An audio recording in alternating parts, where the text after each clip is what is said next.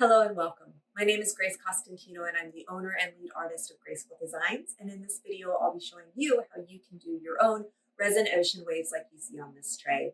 So in this video, we'll be pouring onto a cut and stained board to make a serving tray like you see here, but you can use this technique in lots of different applications.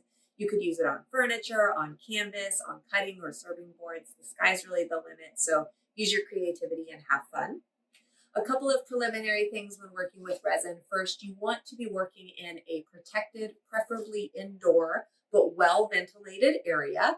You also want your space to be between 70 to 80 degrees Fahrenheit. Personally, I prefer about 78 degrees Fahrenheit in my space when I'm working with resin. You also want to make sure that you have a nice big work surface and preferably that you have put parchment paper down on all of that work surface because cured resin does not stick to parchment paper. So after the resin has dried the next day, you can just pull it off the parchment paper really easily, and that makes cleanup easy.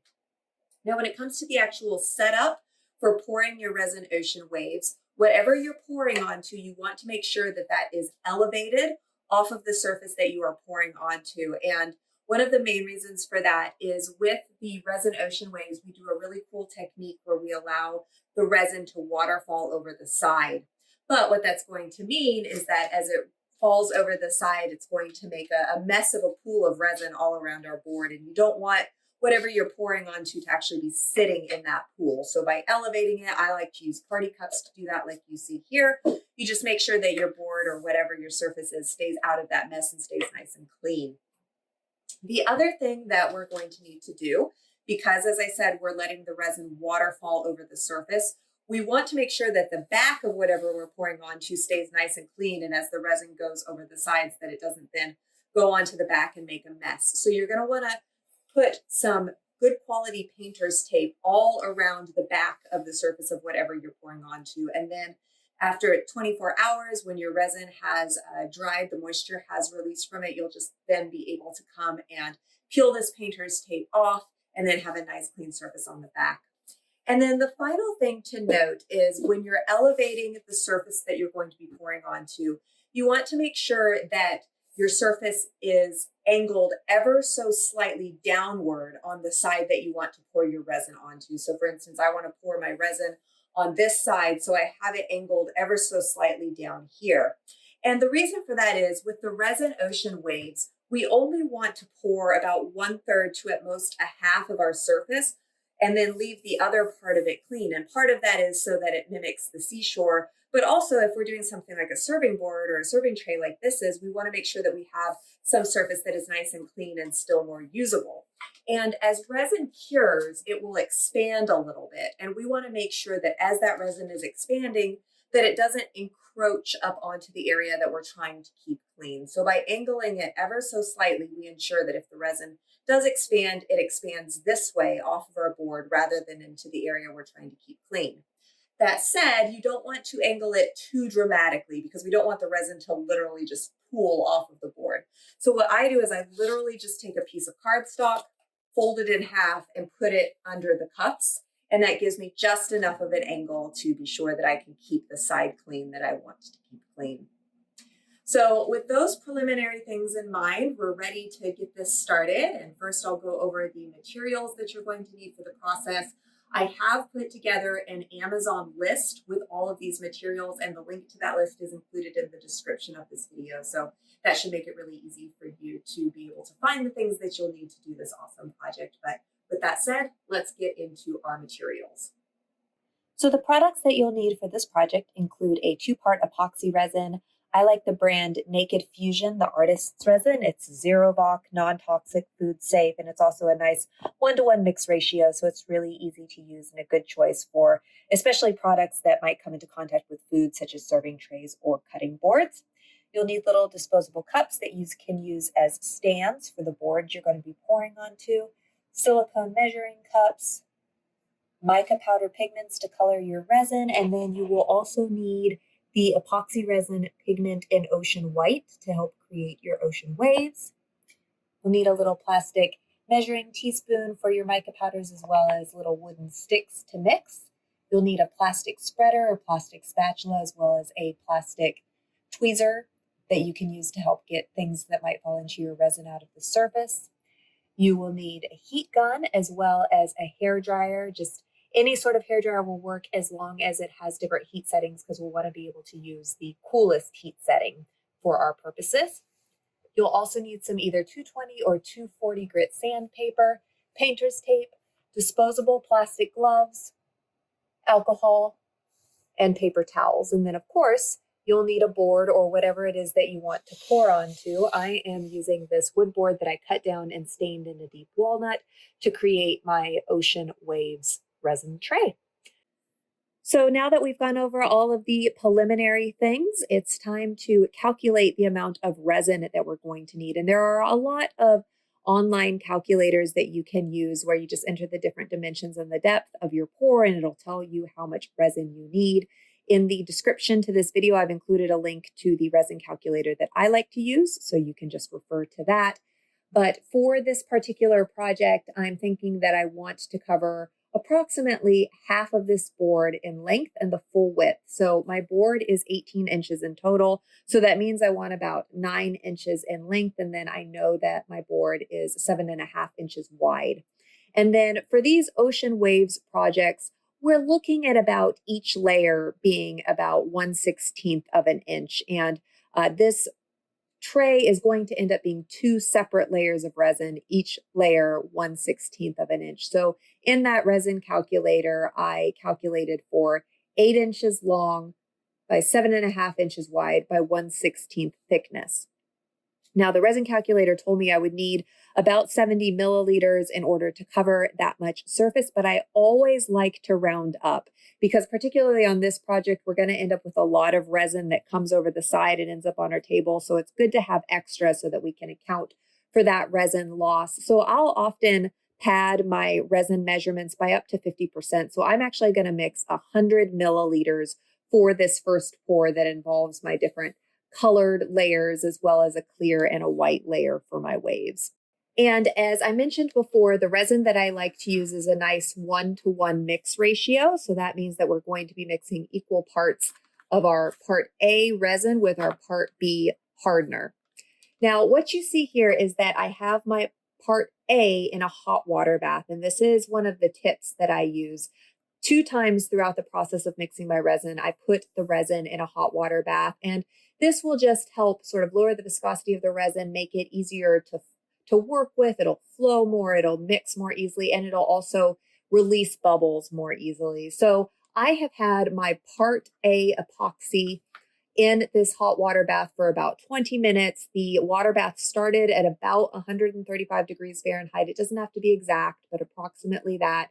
I've let this heat up for about 20 minutes, and now it's ready for me to take out and mix with my part B hardener. All right, so as I said, I'm going to need 100 milliliters in total for this project. And I've already mentioned that my resin is a 1-to-1 mix ratio. So that means to get 100 milliliters, I'm going to need to mix 50 milliliters of the part A epoxy resin with 50 milliliters of the part B epoxy hardener. So I'm just going to use my little silicone cups to measure out 50 milliliters of both of those. And then I'm going to pour those into a mixing cup. Now, once we get both the part A and the part B into here, we're going to be mixing this for about 3 minutes to get everything mixed together so it's ready to be used.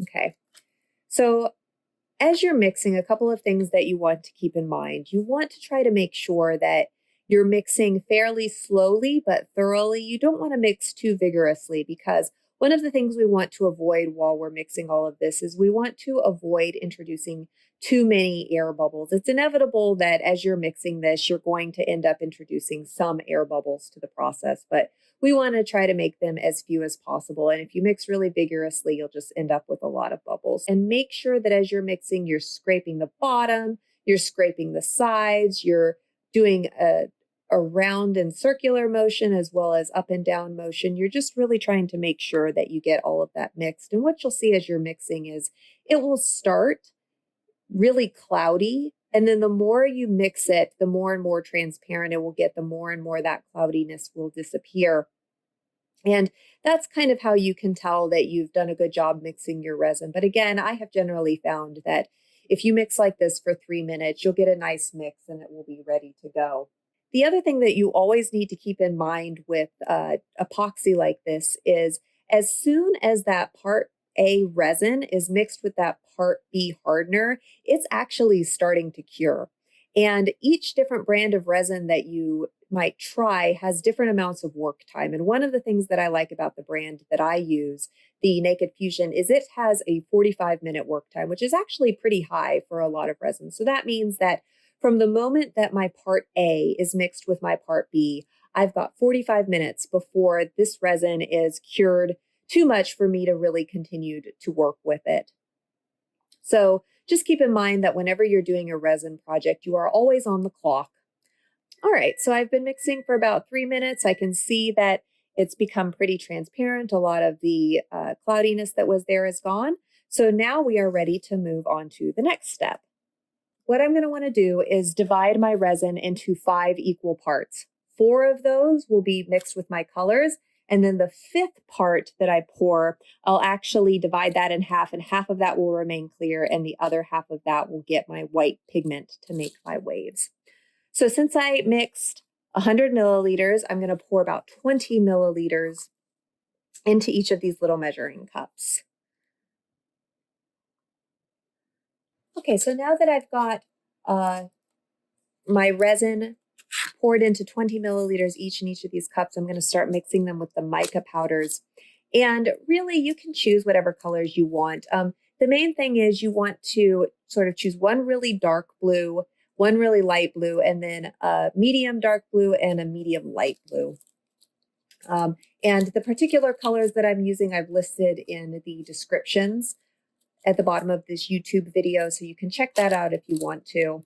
But the other thing is when you're deciding how much mica powder that you want to use, it really kind of is an art, and it's up to you for really what you like. You know, the more mica powder you use, the more opaque it's going to be. The less that you use, the more transparent. So you do need to make sure that you're using enough to allow the color to really stand on its own so you can really see the color, especially if we're pouring on something like a really dark board, like what I'm pouring on. You want to make sure that your color is opaque enough that you're going to be able to read the color and the board isn't going to show through too much. So I've got my colors mixed. Now I'm going to do my white. And for the white, we're using this epoxy resin pigment. And this stuff is actually specifically designed to create ocean waves in resin. And it's a really dense pigment. And what that's going to do is that's going to allow it to both keep its color, so it won't mix as readily with all the other resin. As we're working with these ocean waves, you'll see that these blues will mix together really nicely, which that's what we want for the parts of the resin that we want to read as the ocean. But for the waves themselves, we want that white to sort of maintain its own identity. So this pigment is really dense. It allows that to happen. And then it also creates really nice cells that you associate with resin ocean waves. This pigment will allow you to create that. You can't create that with just the mica powders. All right, so now I've got all of my colors mixed. We are ready to move on to pouring. So for our pour, we are going to want to move from the darkest color to the lightest color. So I've got my dark color here. So I'll start with my darkest color here. And you don't have to worry about getting complete coverage at this time because we're going to mix and blend. That was my darkest color. This is my medium color. So I'm jetting them right next to each other. But of course, obviously, at this point, I'm not actually overlaying them. We'll start to kind of overlay a little bit once we're ready to start blending. But at this point, we're just trying to get them down on the surface. And with the waves, you know, you're trying to create kind of an organic pattern. And I generally like to kind of put it at an angle because I think visually that's a little bit more interesting. That's often what you will see in the different epoxy resin boards, that sort of thing. So we're just doing our fourth color here, which is our really light. And then when I get down to my lighter colors, I like to not only put them in the row that they're supposed to be on, but also just sort of add a couple of waves of the lighter color up throughout my darker colors too. I think that that just starts to help create a nice sense of depth. So I've got my general sense of my colors together. Now what I'm going to do is I'm going to take my little plastic spatula and I'm just going to use it in kind of a wavy pattern to just kind of try to start mixing the colors together a little bit. You're also wanting to make sure that every surface part of your board that you want covered is covered. And then what I like to do, we've already started to get it coming off the side a little bit, but at this point, I like to take some of the resin and just with my finger, move it along the side of the board, just so that we sort of make sure that we get coverage. As it sort of moves and blends in as we blow it, it will start to come over the edge more and more. But I like to use this opportunity before I've really gotten too far into the project to make sure that every surface of the board that I want to be covered is covered. So I'm just adding a little extra in some of these different colors just to make sure that we get those nice clean edges. And of course, as I said, we've got the tape underneath, so we don't have to worry about it making a mess on the bottom of our board. All right, so now that we've got the start of our waves, we've got our edges seen to, it's time to put our clear coat down. So what the clear coat is going to do is it's going to give a little bit of a boundary separation between our colored resin that we've just done here and the white waves that we're going to put in. And what that will do is that will allow the white to be able to actually blend over top of the colored resin and really create that nice depth of wave that we want to see. Now it's time for our white.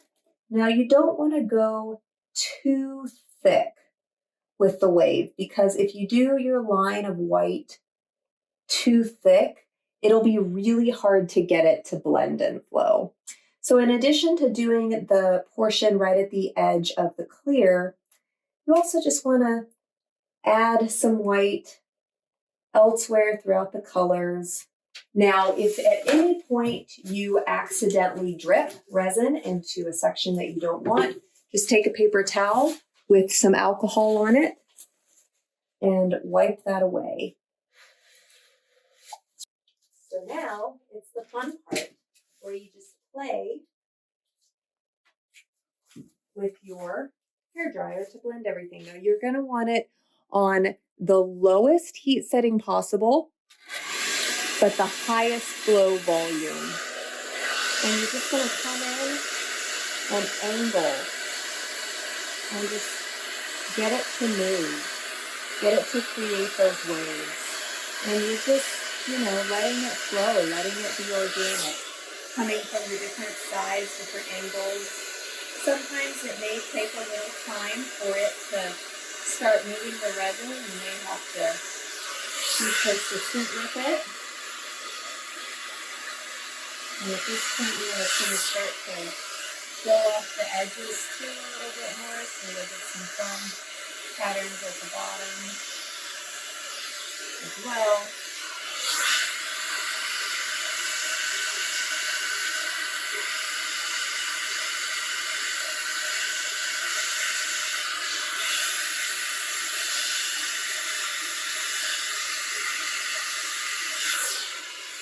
And then once you've got the pattern down to the way you like it, what you're going to do is let this cure for 24 hours. And then after 24 hours, we're going to be ready to do our second layer, which is going to consist only of clear resin and white. Okay, so it's been 24 hours since I poured the first layer, and it's now ready for us to move on to the second layer. So what we're going to do is we're going to take some 240 or 220, you could use either, grit sandpaper, and we're just gonna quickly scuff up the surface. You're not trying to, really get in here and destroy it. You're just trying to come in and create a little bit of tooth on this layer of resin so that when we pour the next layer of resin, it has a good surface that it can grab onto. So I'm just coming in here, giving it a nice good sand.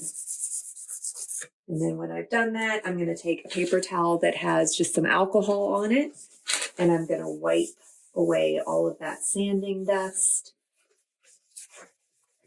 And then you want to make sure that there's no alcohol left before you pour your next layer, because alcohol and resin are not friends, but it will evaporate, and you can take a clean paper towel too once you do this and just make sure you get any residue off. But now that we have that done, we still have our tape underneath. We're still going to be wanting to protect the underside of our board with the second pour. But now that we have that sanded down, we're ready to pour the next layer. So I've gone ahead and mixed and prepared my resin using the same process that I outlined for our first layer. And now I'm at the point where I have, for this layer, 70 milliliters of mixed resin. We did 100 milliliters for this first pour. The second one is 70. And this second pour, all we're trying to do is get another layer of waves going on top of our ocean. So we're only going to need clear and more of that white resin that we use our special ocean wave pigment to create. So what I do of this 70 milliliters, I'm going to pour out about 10, 15 milliliters. I can go up to 20, a fair amount that I am going to mix with my white pigment. And then the rest I'll leave clear, that's going to get poured over all of the surface of resin that we currently have. So again, I'm going to take my pigment and I'm going to add a healthy amount to stir that around. Okay, so now that I got that mixed, I'm going to go ahead and take my clear, and like I said, pour it all over every part of the board that currently has resin on it. And then I'm also going to go a little bit past my current wave line that I created. And that's because, if you look at the ocean, waves break onto the seashore in waves, so you have at any given time several layers of waves that are moving into the seashore, moving away from it. So we're actually wanting to create one additional wave further into the board on a new layer with this pour. And now that I've done that, I'm going to use again my little plastic spreader to just spread this clear over top. Make sure you cover all portions of the board. Okay, so now we're going to go with our white, and we're going to use the same process that we used yesterday, where we're just pouring little lines of white across our surface, starting down here with the edge of our wave. And again, make sure you do a healthy amount, but don't go overboard, because if you pour it too thickly, it'll be really hard to get it to move and to blend. We want to, again, come up into the other portions of the waves as well, because we're just trying to get some nice layers. We're ready for our hair dryer. And again, you want to set it on the coolest temperature setting and the highest blow volume.